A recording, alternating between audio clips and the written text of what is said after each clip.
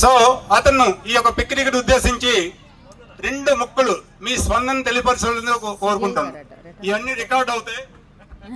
అందరికీ నమస్కారం అండి.